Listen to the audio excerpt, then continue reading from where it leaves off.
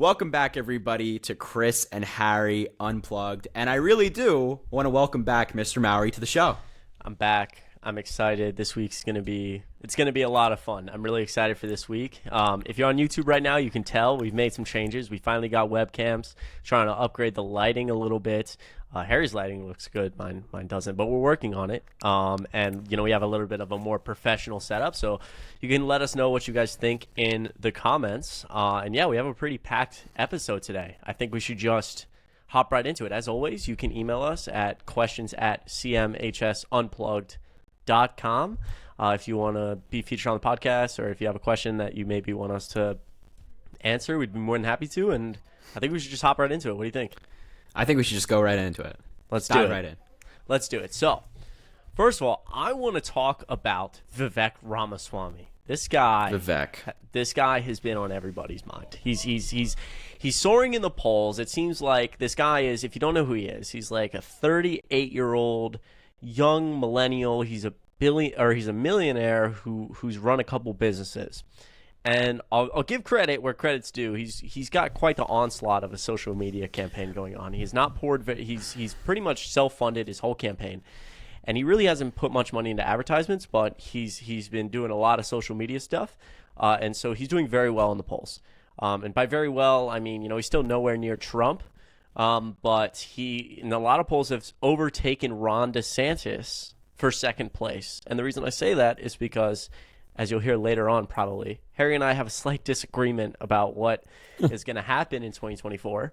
I'm kind of more under the belief that it's possible Trump won't run. Harry disagrees. And so if Trump doesn't run, it's looking like that'll leave Vivek as their nominee. This guy who's kind of exploded out of nowhere.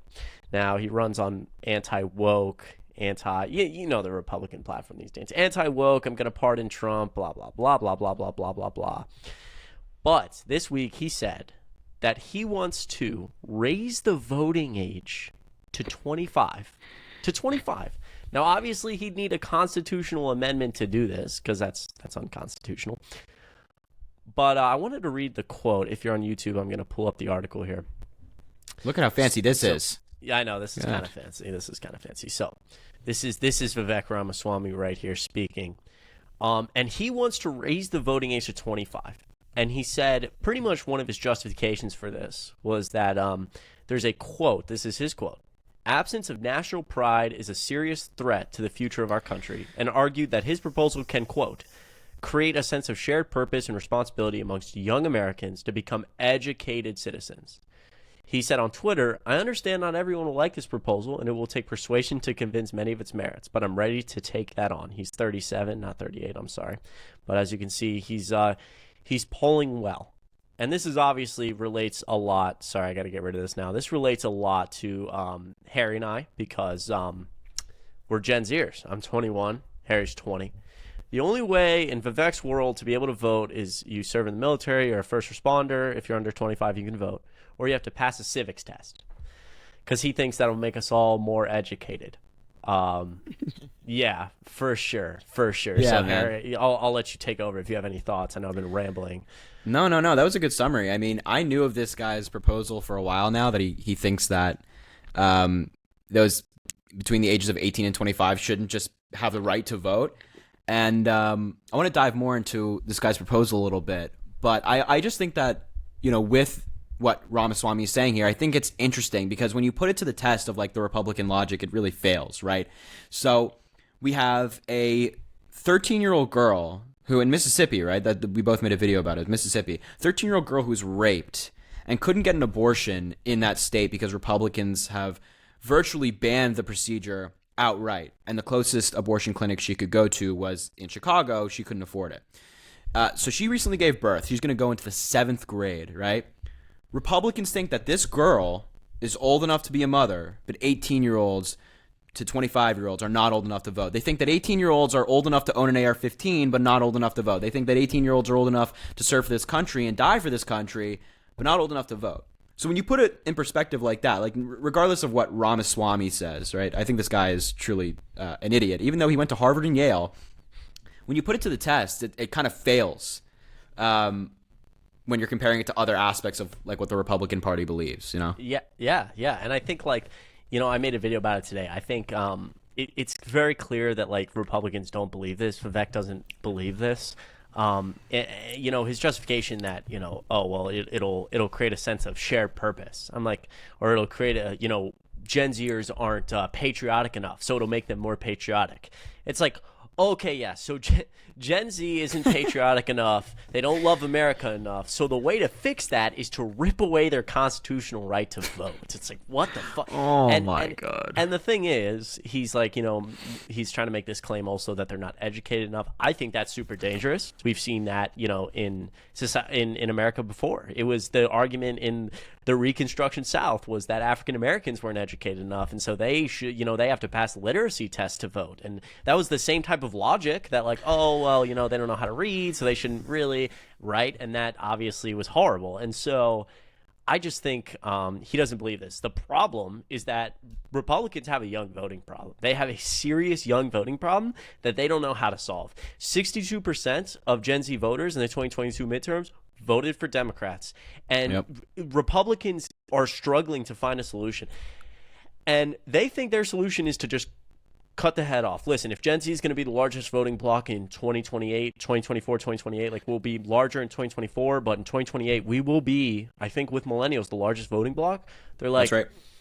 Yeah, this is a problem for us, so we're just going to try to see if they can't vote, because that's their solution. Instead of getting off the woke fucking bullshit, they're like, yeah, we just can't let these people vote. It's crazy. Yeah, I mean, it's so obvious that, like, the Republican Party is so scared of Gen Z. I mean, they're terrified. They are legitimately terrified, as you mentioned in the midterms. And from 2020 to 2022, in the elections, Gen Z got more blue. Like, more Gen Z voters equals more blue voters. So Republicans are terrified. And as you said, instead of adjusting strategy, right, instead of just screaming about Hunter Biden, wokeness, or a conspiracy theory that Donald Trump decided to put on Truth Social that day, no, they're like, let's just take away their right to vote, and maybe that'll work. And I also think it's interesting. Like, this is not the first thing. This is not the first time that Republicans are trying something like this. I mean, in Texas, there are plenty of lawsuits going on right now because the Republican governor, along with the party, tried to remove voting stations from college campuses, where, of course, primarily young people are voting. So this is like just another installment in the overall assault on young people's rights. And it doesn't just extend to voting; it's everything as well. It's, because seriously, I mean, we've talked about this extensively, but they are getting, they have to be scared, because they have to know that this party as it exists now cannot exist for the next 5 to 10 years with the way it goes. I mean, if 60 to 70% of young people are going to vote blue and we become the largest voting bloc, it's over. It's over. Yeah. And so what they should do is switch course, but they're going to, people are going to toe the line of Trump, which is crazy. I can't believe they haven't dumped him yet. I just can't. Oh, God. Dude, just dump him. Just dump him. Get rid of the guy. But they can't. No, they can't. They can't. And the thing is that I don't think the Republicans understand is that, like, Gen Z and young people are not just going to forget about MAGA and Trump. Like, one day Trump is not going to be in the party anymore. One day he'll be gone. But do they think that young people are just going to be like, oh, like, what was January 6th? Oh, wait, Trump tried to overturn the election? I don't remember. No, we're not going to forget this stuff. Oh, Trump, appointed Supreme Court justices that led to Roe v. Wade being overturned? No, I forgot. No. It's like the Republican Party has dug themselves a hole with our generation for the next 20 to 30 years. At least. I agree. And it's terrifying them, so they're putting forward policies like Vivek, to take away our rights to vote. Who could be the eventual nominee, which is crazy. Okay, buddy. We'll see. Right. Yeah, we'll talk about that later. Right. So with that being said, that's Vivek. Obviously Harry and I are pretty passionate about Gen Z. I started TikTok actually trying to encourage young people to vote in the 2022 midterms in the Georgia runoff, because I'm in Georgia. That's kind of where I started this path for myself. And obviously Harry's a 20-year-old and is also very passionate about Gen Z. So I thought that was a good story to start with, because truly I think a lot of people are banking on this generation to be the one to change a lot, because a lot needs changing. And hopefully we can move in that direction. But to do that, we need to make good decisions in 2024. And I think we're only going to do this very briefly, because we understand some people are having orange overload a little bit, as are we, but these are still important things to talk about. If Trump was not in politics anymore, then, we probably wouldn't talk about this as much, but it is still very likely that he will be the nominee in 2024. So when he gets indicted over and over and over again, these are very important things to talk about. So in my great state of Georgia, since we last spoke, he has been indicted. Him along with how many others? 18 others. 18 others by Fani Willis. I was at the Fulton County Courthouse. I always say I'm just all around. I live in Kennesaw. I go to Kennesaw State, but I also grew up in the middle of Atlanta, which is Fulton County. I don't want to give out any more details, but anyways, I was at the Fulton County Jail. It was pretty crazy to see, and shout out Fani Willis. So if you want to go over a little bit of the indictment, and then we'll kind of talk more abstractly about it, because I know the last 2 weeks, Harry did a great job last week on his own, and we've talked extensively about Trump. So we're going to continue to talk a lot about Trump because, like I said, it's very important, but also want to make sure we don't give anyone too much orange overload. Yeah, and I think as we get closer to the election, we're gonna obviously have to talk a lot about Trump and Biden and the state of the race. So, hopefully we don't have to talk about Trump all that much right now. But this guy just keeps getting indicted. You know what I'm saying? He just keeps getting indicted. Honestly, throw it on Trump. It's Trump's fault that we keep talking about Trump. If he didn't get indicted every single week. How many felonies? How many felonies are we at? 91 felony charges. How many years in jail is he looking at? Over 700. 700. Right. Okay. And people like are 750 years in jail. Right. Bro. People are like, I'm getting orange overload. I'm like, well, fuck. Maybe this guy should stop getting indicted. I don't know what to do. Maybe this guy should stop being a criminal. That's just a thought. Anyway. Trump was indicted in Georgia. It's his 4th indictment. He's now up to, as we said, 91 felony charges, facing well over 700 years in prison.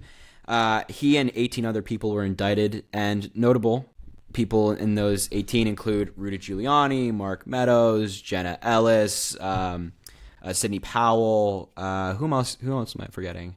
There's a few others. Rudy Giuliani, Mark Meadows, some big names who were interacting with Georgia. And then there's some other little lesser known people who were more involved with the Trump campaign per se. So I'm just going to, now if you're on YouTube as well, I'm going to share this for you, and as you guys can, hopefully you guys can see this. Chris, you can see this, yeah? Yep. Yeah, so these are all the charges he's facing, but in the bottom left, it's the Georgia election case. So these are the charges that Trump is facing. He's facing 1 count of racketeering, which is a RICO charge, more commonly known as. Yeah, this guy got a dude, Young Thug got a Fanny. This is the same prosecutor who indicted Young Thug. Did she get a RICO charge against Young Thug? Yes, she did. It's RICO against Young Thug. No, but that's crazy. RICO against is Trump. Serious shit. That's his RICO's most serious stuff. charge. Yeah. And the thing about RICO, which a lot of people are pointing out, is that in Georgia, RICO comes with a minimum of 5 years in prison, and there's no pardon. The governor can't pardon on Georgia state crimes. The president can't. It goes to a independent board in Georgia who decides on pardons. So RICO's serious, and all 19 defendants, including Donald Trump, are facing RICO charges in this case. So big deal. Then Trump is facing 3 counts of solicitation of violation of oath, which is just basically Donald Trump asking people who swore an oath to the Georgia Constitution or the United States Constitution to break it. That's basically what that crime is. Then 6 counts of conspiracy, which are different conspiracies engaged in. 2 counts of false statements, pretty self-explanatory. And 1 count of filing a false document that is in connection with, fake elector, things like that. So these are the charges. I think it's just ridiculous that we have a former president facing a RICO charge. No, right. I think it's actually dude. So first of all, this little setup we have, this online studio, really nice. I'm really curious how this is going to come out on YouTube. Hopefully and stuff. Nice. But just looking at that screen is on YouTube. If you're on YouTube, is so mind blowing, dude. It's crazy. He is facing a horde of legal. I mean, this is. I talked to Harry about this in private extensively. When will the house of cards fall? I have made the foolish mistake of over the last 6 years. It's there'll be I'd have to go all the way back. It's the middle of 2017. And God knows what controversy he's in. He's in a controversy every day. But I'm no, this guy, it's over. It's over. He can't survive this many. I've made the foolish mistake of thinking the guy who's immune to controversy will fall. But you have to take a look at a list like that. 91 felonies and say, pretty soon the cards are going to come crumbling down. I don't know how much money this guy has. I was watching MSNBC, or maybe I was watching CNN, and he has spent $41 million on lawyers so far in his legal cases in the last, that's 6 months. So I don't know if this guy, dude. I don't know if this guy has unlimited cash, because if you think about it, right? He's got a team of lawyers working on this 24/7 for his 91 felonies, all charging about $1,000 an hour. That adds up really quickly if you do the math. So I mean, this guy, I don't know. It's crazy. So I think Harry and I, I'm sorry, Harry. I'm hot right now. I'm rambling. I know you're good, bro. This is a hot topic. It's a hot topic. Yeah. We'll just have to see if he's able to run. He's gonna. Well, first of all, let's just two couple things on this Georgia indictment. I mean, it's deep. It's deep, right? There are some conversations on the right of things being thrown out, and there are passages in it that contribute to the racketeering charge, which is just organized crime. It was something that was initially put into law to take down the mob. But some Republicans are talking about this indictment because there's some sections saying, Mark Meadows helped organize a meeting, or Giuliani asked for a phone number or something like that. And people are and Republicans are wow, asking for a phone number is apparently illegal now. And it's no, that's not what's being criminalized. You're perfectly legal to ask for someone's phone number, but if you're asking for someone's phone number or setting up a meeting to further a crime, to further a conspiracy, to further illegally overturn the election, that's contribute to RICO. Yeah, I mean, all of the social media because Harry and I are on social media all day, and so there's a slew of right-wing creators who are trying to throw that narrative out right now, which is, it's illegal to make a phone call. Somebody responded to that and quoted it as a joke and said it's illegal for me and my best friend to buy 10 plane tickets on 9/11 now. It's so disingenuous. It's actually crazy. It's nonsense. And I think we've talked about this. Actually, I think we've talked about this in a previous episode before the indictment regarding the bank comparison we made recently. Remember, if you truly believe that a bank is holding 5,000 of your dollars, but you don't actually have that money. And then you add on to that. You're oh, okay. You and your buddy go and buy a crowbar. Buying the crowbar is not illegal, but if you're buying that crowbar to rob the bank, right? That's a conspiracy. Right? Exactly. So it's all disingenuous, and I think the evidence here is overwhelming. So the question becomes, in all these cases, and I think this is where we start to talk about it more abstractly. And I'm going to make the foolish decision. I'm going to do it. I just can't not do it. I'm so convinced the House of Cards is too much. And I've said it so much, and I'm always so wrong. But this guy has so many legal challenges. All of these cases are going to be heard before the election. He is going to get convicted, Harry. He's going to get convicted. He's not going to run. This guy's such a fraud. I mean, let me preface this. Okay. I don't think. I said he's not going to run so confidently. I'm leaning toward 60-40, 65-35, maybe 70-30. I just don't think he's going to run. Dude, I think you're so delusional to his ego. Respectfully, I disagree. I know. Trump, listen. Not one time has this guy ever said, I'm wrong, I'm sorry, I have to step. He'll do anything. But as we've talked about, he's running for president to save himself from prison. And other Republicans have spoken on this. And never Trumpers who I respect. The only reason you're running is to save yourself from prison. I just feel like there's going to be a world where if he steps aside and takes a plea is it constitutional? I don't know. But if I'm not sure that there's a strong enough argument that it's not constitutional. And essentially what Harry and I are discussing right now, we discuss a lot in private, is it constitutional for Donald Trump to take a plea from the DOJ or from anybody that says you get, a minimum, you get a year in prison, but you can't run. You cannot run for public office. Is that constitutional? I believe one time with who was Nixon's vice? Spiro Agnew. Yeah. He took that plea deal, and then I believe it was thrown out for being unconstitutional. Yeah. But they're just going to cite that case. Yeah, dude. Look. Here's the thing. I don't know. Here's where I think you're wrong. Here's where I think you're wrong. Is the fact that I think Donald Trump's ego is big enough to the point where he won't, first of all, drop out if he's convicted, regardless of a plea deal. And then second of all, if he's offered a plea deal, I actually do not know if he would take it. I think that Donald Trump might be delusional enough to reject a plea deal because think about, he has a team of advisors around him. What is taking a plea deal sent to his followers? What does that message send? That he's guilty, he's weak, he took a plea deal, he succumbed to the deep state. You know what I mean? But the thing is, Donald Trump controls that narrative so hard. Donald Trump, gets into some really fascinating stuff about how much he speaks in public. What does he think behind closed doors? I agree, he's absolutely a narcissist. And it wouldn't surprise me if he didn't take a plea. But it also wouldn't surprise me if he took a plea and then spammed on True Social that he had, he was forced to take the plea, and that that'll be against the plea agreement. That there's no way that the DOJ doesn't put that in there. But this is half my point. Is not half my point, but this is another whole section. Is how much of Donald Trump doesn't I'm kind of convinced he's going to get himself thrown in a jail cell before any of this, but no one holds this guy accountable. Yeah, Harry, it'll be in the plea agreement not to do that. He'll do it anyway. Just like the judge looked at him in whatever case and was intimidating witnesses, this was.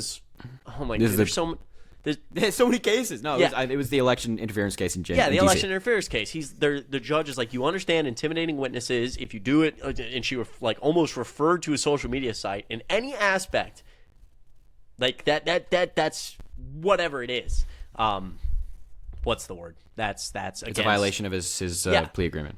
Thank you. Or not plea agreement, release conditions. Release conditions. And then the next day he did it, and then he did it again and again. And his first one was broad, they're coming after me, so go after them. And then it became very specific, where he's specifically attacking witnesses. What's going to happen because of that? Well, I'm actually interested to see what happens in Georgia. What do you mean? Because Georgia has some specific laws in relation to the crimes he's been charged with in regards to getting out on plea, on bail. Yeah. You can't intimidate a witness. You can't threaten a witness. You can't even go after a witness, right? But Jeff Duncan, the former lieutenant governor of Georgia, Trump put on Truth Social the day that Jeff Duncan was meant to testify, which was the same day that they all got indicted, that he said that Jeff Duncan should not testify. Right? He was openly saying on his platform that he should not testify. And Andrew Weissman, who's a lawyer who frequently appears on MSNBC, was I don't know if Trump's going to get out on bail. There's a lot of legal scholars who are curious. I'm curious to see what happens. I imagine that the judge, is probably going to take the position that, it's going to create more controversy. Well, that's the problem is when is this guy ever going to be held accountable? We hope. I mean, look, and look, obviously I say that broadly, he's being held accountable now. He's got 91 felonies, but I'm saying that in the sense of any other human being on this planet does something like he did, and he would not get out on bail. But that judge in Georgia, as soon as he turns himself in, is going to say, Well, I'm actually starting to, and this might be a little bit off topic, but I'm starting to get a little bit concerned that a case might not happen before the election. I know. Why? Why do you think that? I think that the New York case might happen before the election. Georgia is tough because of the RICO charge. RICO takes a long time to get to trial. The document case, you have Judge Eileen Cannon. That says it all. Judge Eileen Cannon is a Trump-appointed judge who the American Bar Association deemed unfit to serve in a federal position. And she's basically granted Trump almost everything he's asked for in this case, so far in the initial proceedings before the trial. Now, the trial is set for late May, but there's plenty of room for delays. And then in the January 6th election interference case trial, Trump's lawyers, so Jack Smith was asking for a January 2nd, 2024 trial date. Trump's lawyers asked for April 2026. So there's clearly a difference between Jack Smith and Trump's lawyers. And unfortunately, it is possible that Trump's lawyers might succeed in their arguments because there's 11.5 million pages of discovery. And they're saying discovery could take 2 years. So I'm getting increasingly concerned about a possible trial not happening for the election, but I want to make it clear to all the listeners that I do think a trial is still going to happen for the election. Jack Smith is so fucking good at his job. Yeah. I was going to say that's really where my hope lies in something happening before the election is Jack Smith. Jack Smith is good. He navigates this. He's so far navigated everything perfectly. Yeah. And the beautiful thing about the election interference case in D.C. is that they have a good judge. Judge Tanya Chutkan, Obama appointee, cleared the Senate like 95-0. So it's not like Republicans, she's a partisan judge or whatever. She's a good judge. And I don't think she's going to fall for this April 2026 crap. But anyway, I don't know. It's just I hope that he's held accountable for the election. But that's something I've been thinking about. I don't know. Oh man, I mean, yeah, I think that's well said. You have a much better knowledge base on everything. You're like a machine when it comes to understanding what's going on in all these cases. In a lot of ways, personally, I can relate that I've had, even though I'm trying to do whatever this is as a living. And like pursuing this as some career, I'm having orange overload. Like I'm not even keeping up with the cases as much as I should have because it just is like, oh my god, it's tough. But yeah, I think, man. I mean, can you imagine if we go into the election without a trial? That'd be really fucking bad. That'd be really bad. That'd be bad. Listen, if there isn't a trial before the election, I'm changing my standpoint that he'll run, I guess. But oh my god, this is what I mean. This is what I mean. Like I think I think things are still up in the air. Yeah. I really want. Of course. So I think Trump is going to get convicted in all cases, but I really, really want the classified document case to happen before the election. And we talked about this before as to what we think is the strongest case. I think it's the document case, but I know you think it's the election interference case. Yeah, I mean, again, you're definitely smarter than I am in terms of your knowledge of this and some general legal theory. I know we're both like really young, but I know that I give you props that you are very, very intelligent in that area. So, yeah, I think like I probably don't understand. I think it, weirdly enough. So much of this, I feel like, rides on public opinion, and that's not the way our system's supposed to work, but that's sometimes how it feels. And I just get this feeling that he has none of his legal arguments are competent at all, but a lot of times it feels like his most competent legal argument is in the election, his least competent legal argument is in the election interference. That's his least competent. Okay. And the documents case just feels, I don't know. I think he's just, I don't know. I think we can agree that his weakest case is New York. Or I'm sorry, the weakest case is New York. I mean, like, well, that's a beautiful thing about these cases. Like, of course, you have the strongest case and the weakest case, but all of them are inherently strong. Right. But, yes, I would agree that New York is probably the weakest case and probably poses the least amount of legal threat toward Trump. Well, then which the Georgia case has to be his greatest legal threat. Well, it depends. I mean, I guess it just depends on if Trump is elected, then Georgia is by far the biggest legal threat. But if he's not elected, then he can't. Probably the document case, with just in terms of length of prison sentence. But you bring up an interesting case here. You bring up an interesting point, with all these cases and things like that. And when I was running last night, after I talked to you on FaceTime, I was like, I just simply. I've been trying recently really, really hard to understand the Trump supporters' point of view. Really have been trying because it's like there's a lot of people who still support Trump. So I'm like, I can never justify that. But why do these people support Trump? And there's not a single part of me that can understand why this party hasn't dumped this guy and why this guy is still leading by so much. And it's very So look, I think so depressing. That, and I've talked to you about this in private, and it's hard to wrap your mind around. And I think this is why young people, I had a Twitter space with some Republicans at one point, and I asked a question similar to this. I think a lot of, and I try to talk to people like in my day-to-day who I meet, when I get, close enough to them about politics, in some aspect, because it's honestly so hot. Everybody like talks about it, even though like it's not really appropriate to talk about.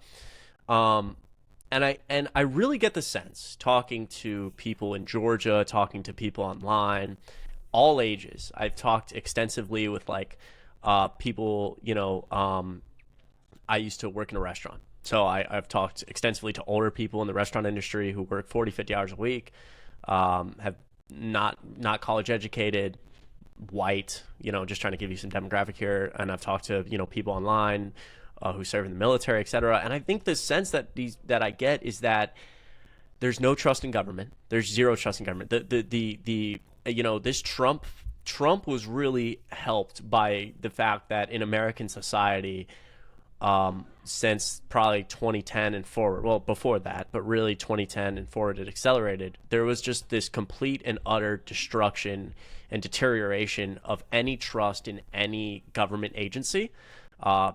And people do not trust the government. They do not like the government. Even if you're a liberal, you have some, well, maybe not, but a lot of people on the right, there's this mass deterioration in the trust in government. I think that really started, not started, but I think that really accelerated, as I talked to you about with our war in the Middle East. I even talked to and this guy, like, truly, like, this really hit me hard because I also do the same thing you do. You try to put yourself in other people's shoes.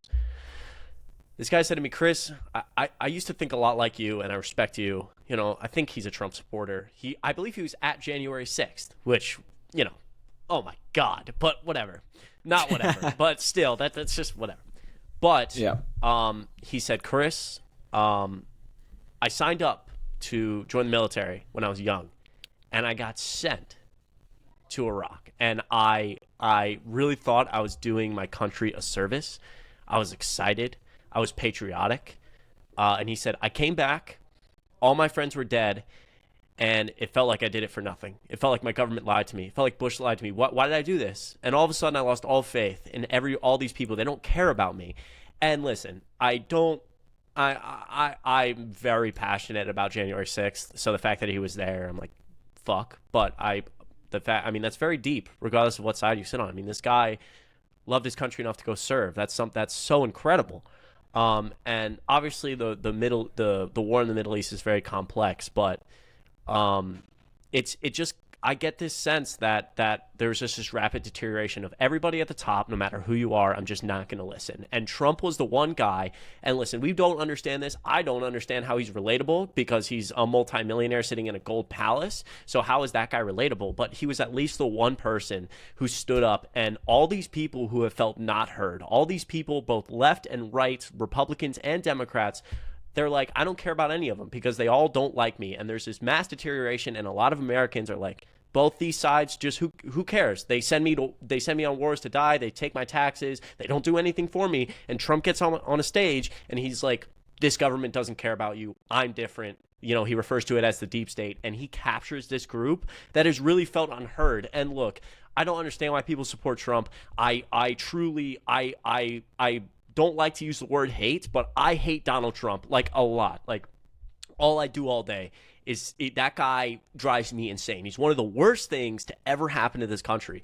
But I think there is something to be said after Trumpism is done, after this MAGA wave is over eventually, because it will end. There's some conversation to be had about the fact that a lot of people in America feel unheard by the people who we have had in government.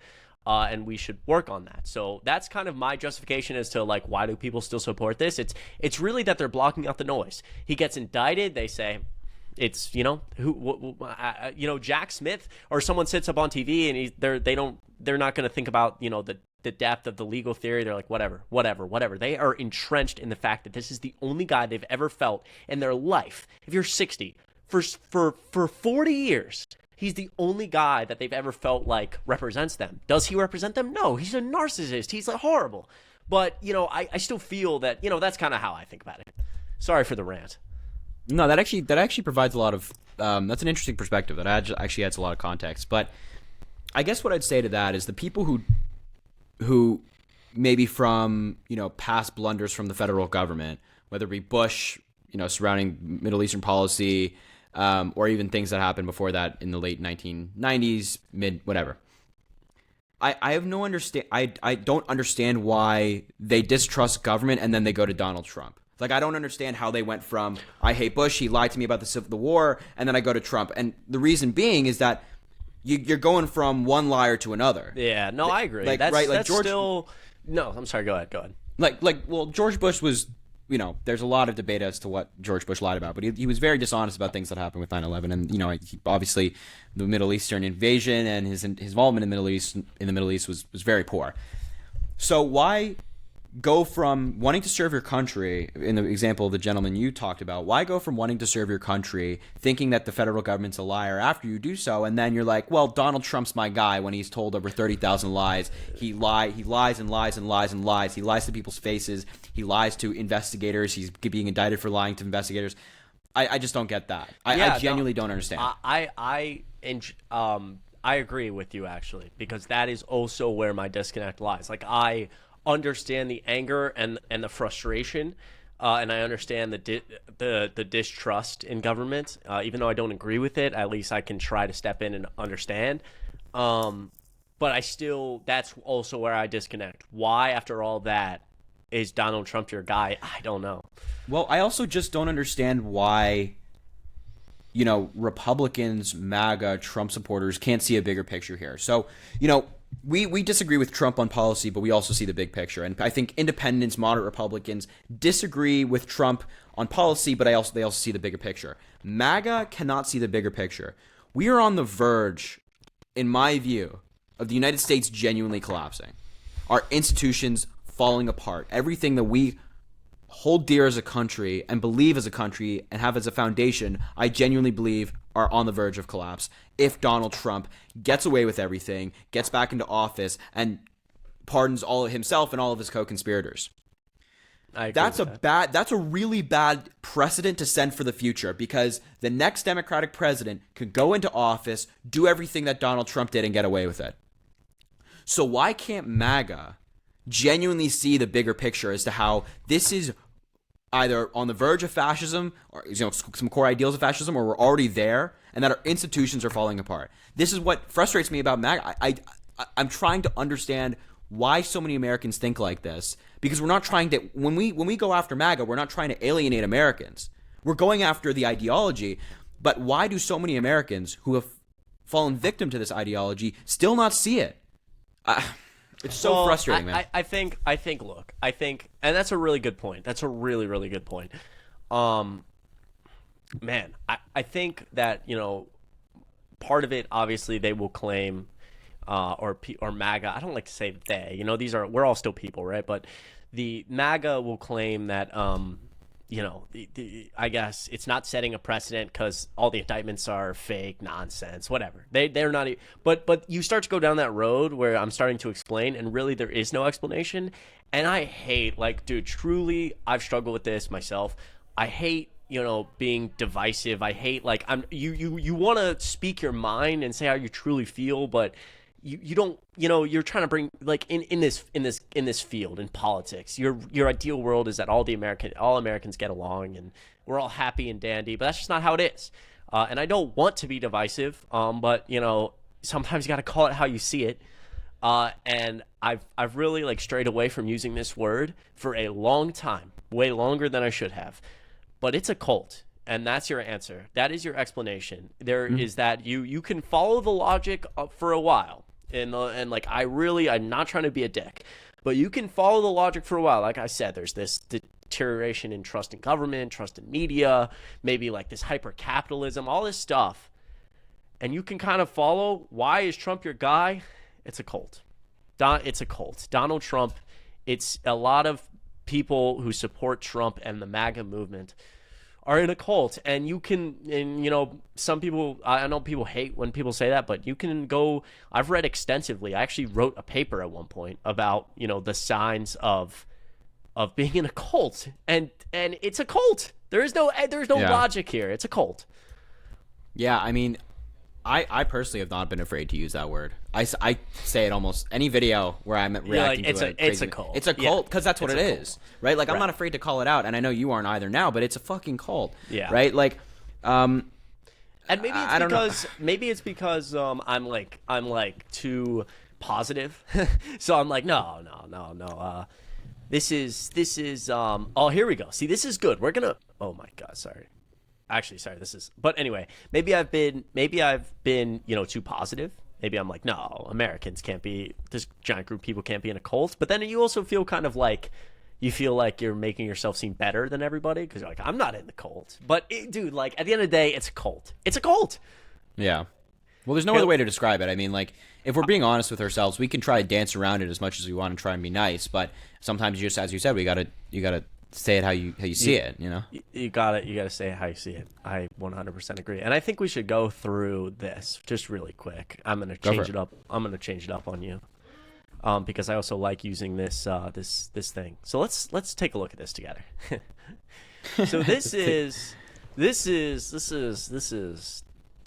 a letter from someone, and this is 10 indicators you're in the cult of Trump, right? The leader is the ultimate authority, and we've taught if you go look at just the general signs of a cult, this is obviously number one.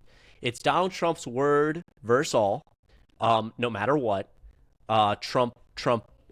Over everybody, even Trump over his own administration, Trump over his own closest advisors, Trump over Fox, Trump over anybody. It's Trump's word at the end of the day, no matter what. That's true. Suppresses skepticism. Obviously, they're labeled as yep, we like that. Let's see. The group is paranoid, shaming. Some of these. The leader's above the law. The leader's brainwashing methods. I'd have to find like a better kind of. But you can go through and see. The idea that there's a lot of signs. Well, no, I mean, a lot of those applied. A lot of those, like for example, the second one where they were like, people who express skepticism are anti-rhinos. They use rhinos. Right. They use rhinos to describe people who are skeptical. Even Ron DeSantis, hate the guy, absolute hate the guy. But he made a point in an interview that is actually correct for once in his life. Everybody give Ron DeSantis a medal. He's right once. It's like nice. it's like one of those terrible moments where the worst person ever makes a good point. It's awful. But he did. He said you could be the most conservative person ever. You could have the most insane right policy, and Trump supporters will still call you rhino. So anyway, point is true. A lot of the points in that letter, which we didn't articulate well. And I'm not doing either right now. Yeah, I'm sorry. It's true. I totally. Yeah. And the fact of the matter is like, again, I don't feel bad anymore about calling it a cult. I also was hesitant for a while because it's quite a divisive term, but we're no longer in the territory of maybe we should be nice. Maybe we should play nice. It's like no. I agree. God, I man, agree. this shit's so ridiculous, man. I just can't believe we're at this point in politics, bro. It keeps me up at night, man. Keeps me up at night. Yeah. Dude, we said we wouldn't do the orange guy, and this is what Harry. It's funny. In private, if you want to know something about Harry and I, we talk now pretty much every day. Shout out Harry, dude's become one of my best friends. Appreciate you, bro. Likewise. But we talk, and I kid you not, people around us. So we get on video games. We have some other acquaintances that I don't like to name because a lot of people send bad messages to people we know. So. But just hear it like this. We play video games with other people. We talk on the phone with other people. There's some group settings. But pretty much everybody conclusively says the same thing. They try to set rules for us. So they're like, for an hour, can you guys not talk about politics? Please. And we can never do it. What you're seeing right now, we do this twice a day, every day. We'll sit on the phone for 4 hours and just be like, fuck, dude, fuck, the country's falling apart. What do we do, Harry? Dude, Trump sucks, Trump sucks, Trump sucks. I mean, fuck. Anyways. Yeah, no, well, this is, honestly, this episode, I think, has been one of the more laid-back episodes where you guys pretty much just watch us have a phone conversation where we sit here and, we go back and forth on these things. And because it truly does fuck with us. Right. And I think we're at the 45-minute mark. I think it's been pretty smooth, so we can kind of start to end it off if you're cool with that. Yeah, let's do it. I wanted to say a few things. We need your help. Everybody, we need your help. In the section of this video, in the bio, if you've watched this far, first of all, or listened this far, I appreciate you so much. Seriously, I love you. In the bio, and also in the YouTube bio, but I'm sure you can also find it on Twitter, on my Twitter if you're listening. There's going to be a Google Analytics form. And essentially what it's going to say is, you can kind of basically vote about how you feel about certain aspects of our podcast, because we're trying to make it better and we've really struggled with structure. So this was much more laid back. Some of our other videos are much more structured. It's segment. So you want to figure out what you guys like. I'd really, really appreciate it if you filled out that form. It'd mean a lot. And yeah, probably should have said that at the beginning of the episode. I said at the end, we'll see how many people watch to the end. There you go, exactly. This is the test. This is a test. If you watch the end, fill out the analytics. Yeah. I love you so much. And yeah, hopefully you like the new setup. And I think that's all I got. You got anything here? Yeah, I think we're good there, my man. And I appreciate everybody listening. 6 out of 7 continents, baby. 6 out of 7. Where's Antarctica? No, I'm kidding. Where's Antarctica? We need a listener in Antarctica. Thank you guys so much to everyone who listens. It's crazy. It's absolutely crazy. You guys have been so supportive, and honestly, we're really trying. I think Harry and I are we're starting school. We're also trying a lot on other social medias. We know the podcast hasn't been perfect, but the fact that a lot of people are still here listening, it just means the world, because our intention here is not to be lazy with it. Sometimes I worry about that when I watch. I'm like, fuck, dude, it could have been better. But truly, we are trying really hard. So we appreciate you guys, and we will continue to get better. And also, I think there's been some conversations, hopefully soon, about starting Patreon for some extra episodes and stuff. We're still kind of debating that. But if you have any thoughts and you've watched this far and you've listened to me ramble, you can comment. Tell me what you think about if you'd support for $5 a month. An extra 30-minute episode a week where Harry and I are doing whatever. Yeah, I think that's. I mean, I look forward to that. I think the Patreon. I don't know if we've entirely settled on what it would be. I'm not sure if it'd be more politics or maybe just a mix of both. Conversation laid out. Maybe we'll put that in the analytics form. I don't know. Oh yeah, we should. Good idea. Put it in there. Okay. Put it in there. Put it in there. Yeah, I don't know. Maybe a mix, but it could also be it's obviously got to be more personal, but just a mix of I don't know. We'll figure it out. But anyways, that'll be it. That'll be it for episode 7. We appreciate. I'm so sorry. Episode 8. That'll be it for episode 8, folks. Thank you so much for watching. You can find us on Twitter and TikTok, Chris.Mowry and Harry J. Sisson. You can email us anytime at questions at cmhsunplugged.com. And if you're watching on YouTube right now, or you're watching on Spotify, or you're listening on Spotify, or you're listening somewhere, and you say, I want to watch somewhere else. I don't want to watch on YouTube. Well, we're available everywhere. iHeartRadio, Pandora, Spotify, Google Podcasts, literally YouTube, anywhere you can get a podcast, we are there. You can check us out. Links will be in the description. And I hope you guys have a great rest of your Monday. Catch us back here 1 p.m. Monday next week. Have a good one.